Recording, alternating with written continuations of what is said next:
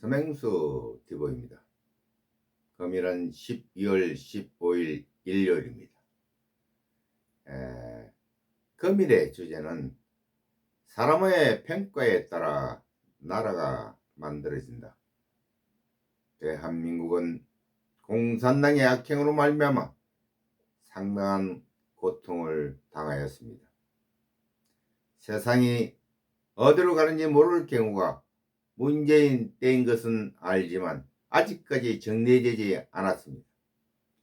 이와 같은 현상은 잘못된 정권의 단죄가 되지 않았기 때문에 연장된다고 생각이 됩니다. 우리의 유물리에 따라 행동하는 것은 공산당의 만행에 속수무책으로 당한 위기의 결과였다고 보여집니다. 우리의 회개로 시작해야 발전이 있을 것입니다. 이것은 자신의 잘못에 대한 회개로 출발해야 함을 말함입니다. 박근혜 대통령의 불법 탄핵의 주무자가 윤석열이었습니다. 이를 회개치 않고 그는 꼼수로 대권에 도전하여 소개의 목적을 달성했다고 봐야 합니다. 이제 임기 중반에 이 제명의 죄를 사하는 방법에서 벌어진 오늘의 일들이 일로 보이지 않습니까? 실상은 이와 같은 일이 만들어진 것은 문재인의 생각에서 벌어진 일이라 생각되는 점입니다. 임기 중반전과 무엇을 말함입니까? 국민들의 이와 같은 자유민주주의 지킴이의 정신이 윤석열의 바른 길 가던 길을 멈추게 하지는 못하였습니다. 이것의 나타남은 오늘의 우리의 운명의 개척의 주체는 국민이라는 사실입니다. 필자는 어제 유튜브에서 말을 잘 모르면서 현상을 가지고 하나님 말씀을 말한 것이 나의 짐으로 작용합니다. 필자가 왜 그랬을까요?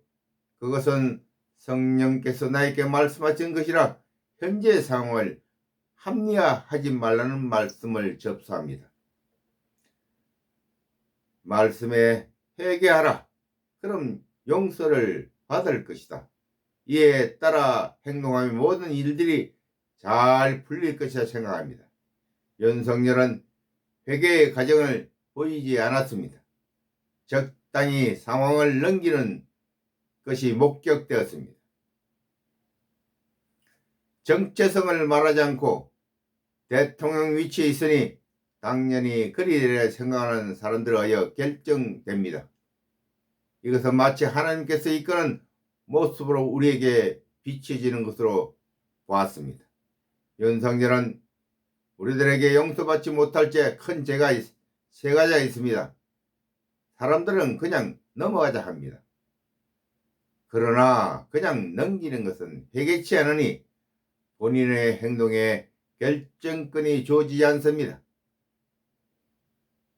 그는 박근혜 대통령의 불법 탄핵의 주무자였습니다.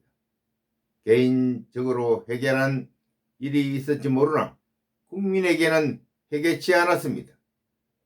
둘째, 대통령으로 당선되자마자 그는 76년 전 판결하였던 제주 4.3 사건을 뒤집어 그들을 민주화 열사로 만들었습니다.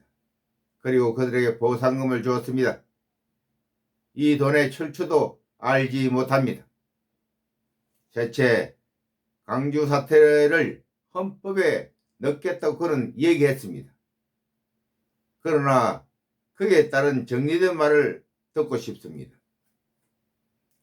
이 큰 죄를 전면에 두고 거기에 따른 회개가 필요하기 때문입니다. 우리는 말을 가지고 그 사람의 얼굴로 판단합니다. 이젠 그가 말할 때입니다. 우리가 가는 길에 이 말이 작용할 것입니다. 진실의 말이 거짓을 벗어나게 할 것입니다.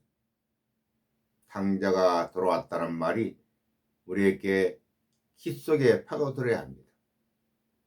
적당히 자리를 벗어나면 자신뿐만 아니라 국민에게도 더 큰 상처를 줄 수 있기 때문입니다. 한 번의 거짓말은 어려우나 그 다음부터는 쉽다는 심리학자의 말이 있습니다.